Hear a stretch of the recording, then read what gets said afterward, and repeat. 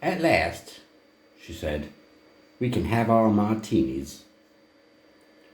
She opened the wicker basket and poured the drinks into the silver goblets. If you look at the gravestone, she said, you'll see it's a bit unusual. It was a double gravestone, bearing the names of Dr. William F. Aiken and his wife Anna. They were the parents of Conrad Aiken, the poet. Notice the dates? Both Dr. and Mrs. Aiken had died on the same day, February 27th, 1901. This is what happened, she said.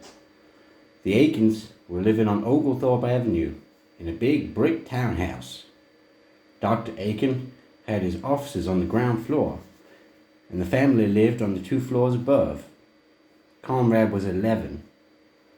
One morning, Conrad awoke to the sounds of his parents quarreling in the bedroom down the hall. The quarreling subsided for a moment. Then Conrad heard his father counting. 1, 2, 3. There was a half-stifled scream, and then a pistol shot. Then another count of 3. Another shot, and a third.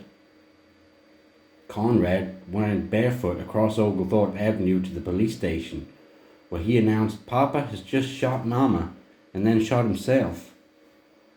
He led the officers to the house, and then up to his parents' bedroom on the top floor. Miss Harty lifted her goblet in a silent toast to Dr. and Mrs. Aiken. Then she poured a few drops on the ground. Believe it or not, she said, one of the reasons he killed her was parties. Aiken hinted at it in Strange Moonlight, one of his short stories. In the story, the father complains to the mother that she's neglecting her family. He says, it's 2 parties every week, and sometimes 3 or 4. That's excessive. The story was autobiographical, of course. The Aikens were living well beyond their means at the time. Anna Aiken went out to parties practically every other night. She'd given 6 dinner parties in the month before her husband killed her. After the shooting, relatives up north took Conrad in and raised him. He went to Harvard, and he had a brilliant career. He won the Pulitzer Prize and was appointed to the poetry chair at the Library of Congress. When he retired, he came back to spend his last years in Savannah. He always knew he would. He'd written a novel called The Great Circle. It was about ending up where he once started. And that's the way it turned out for Aiken himself. He lived in Savannah his first 11 years and his last 11 years. In those last years, he lived next door to the house where he lived as a child, separated from his tragic childhood by a single brick wall. Of course, when he moved back to Savannah, the Poetry Society was all aflutter, as you can imagine. But Aiken kept pretty much to himself. He politely declined most invitations. He said he needed the time for his work. Quite often, though, he and his wife would come out here and sit for an hour or so. They'd bring a shaker of martinis and silver goblets and talk to his departed parents and pour libations to them. Miss Harty raised her goblet and touched it to mine. A pair of mockingbirds conversed somewhere in the tree. A shrimp boat passed at slow speed. Aiken loved to come here and watch the ships go by, she said. One afternoon, he saw one with the name Cosmos Mariner painted on the bow. That delighted him. The word cosmos appears often in his poetry, you know.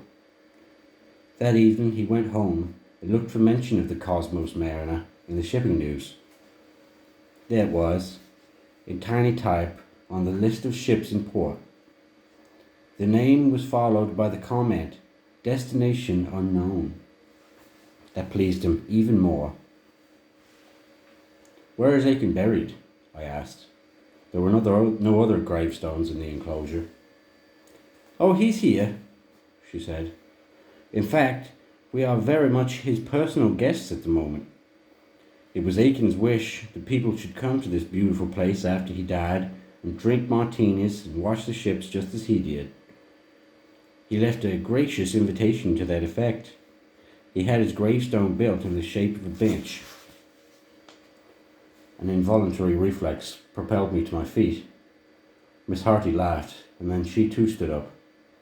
Aiken's name was inscribed on the bench, along with the words Cosmos Mariner, destination unknown. I was beguiled by Savannah.